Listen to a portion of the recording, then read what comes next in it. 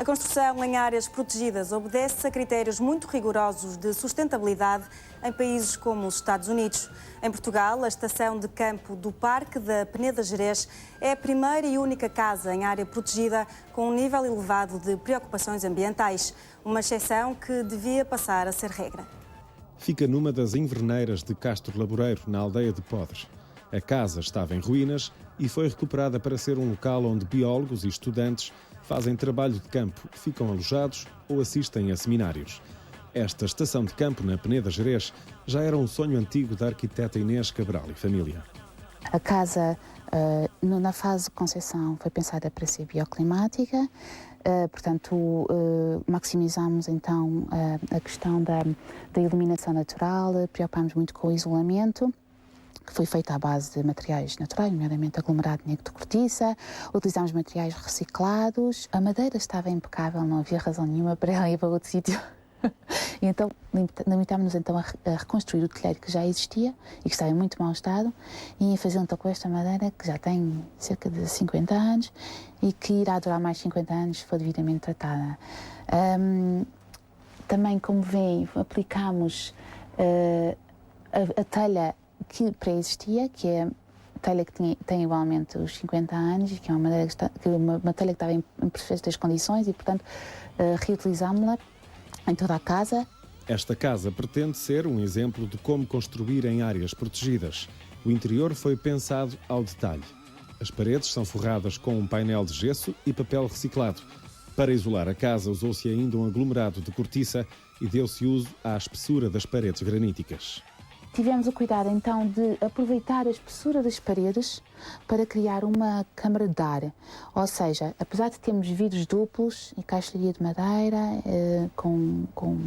realmente com borrachas de vedação, etc., e também ferragens especiais para realmente vedar o melhor possível as janelas, quisemos assegurar que entre a portada e a janela, não é? Tínhamos uma caixa de ar que nos conseguia então minimizar as perdas térmicas durante a noite. Aquelas janelas mais pequenas fazem parte de um pano que foi acrescentado à casa, não é? E nós aproveitávamos então para fazer várias fenestrações para conseguirmos a iluminação natural necessária para a sala de aula. Aquelas janelas têm vidro duplo, mas têm um vidro da parte de fora chamado BioClean, que é um vidro que se autolava então com os raios ultravioletas e assim diminui a manutenção. Nós utilizamos então cacos de azulejo que aplicamos no revestimento, que não é de facto uma ideia nova, o Gaudí já o fazia, só que agora, claro, com uma conotação de sustentabilidade. Em relação às torneiras, usámos redutores de fluxo, são basicamente arejadores que maximizam então a mistura do ar com a água. No caso das sanitas, escolhemos sanitas com dupla descarga e fazemos questão de que as pessoas leiam antes de escolherem então qual botão é que devem carregar.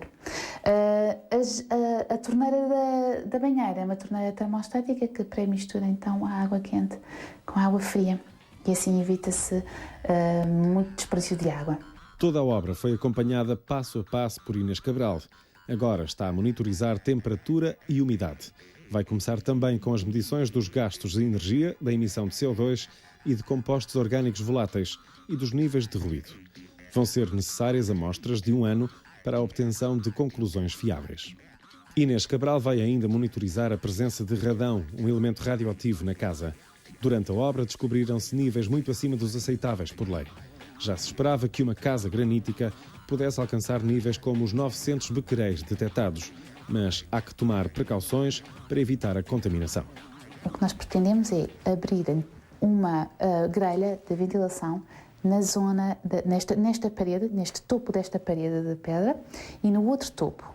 E realmente criar então a ventilação cruzada dessa caixa de ar. Nestas janelas dos quartos críticos, vamos colocar grelhas autorreguláveis, são grelhas que funcionam então por pressão do ar, não é? que deixam passar o caudal de ar que nós pretendemos para ventilar este espaço e também para então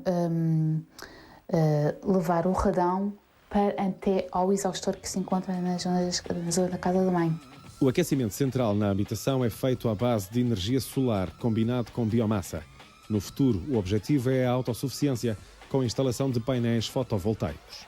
Fomos procurar no mercado se havia algum aparelho que nos permitisse então ligar a água solar, não é, a esta máquina. Porquê?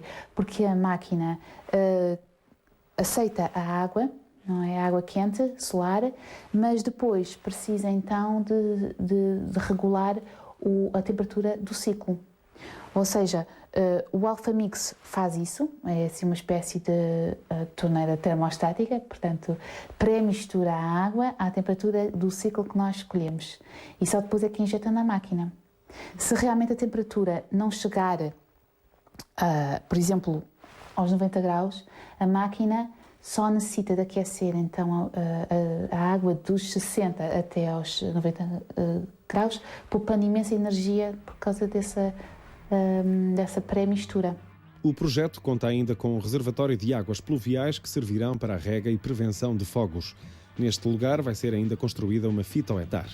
A estação de campo da Peneda Gerês pode vir a ser uma pequena ilha autossustentável e altamente ecológica.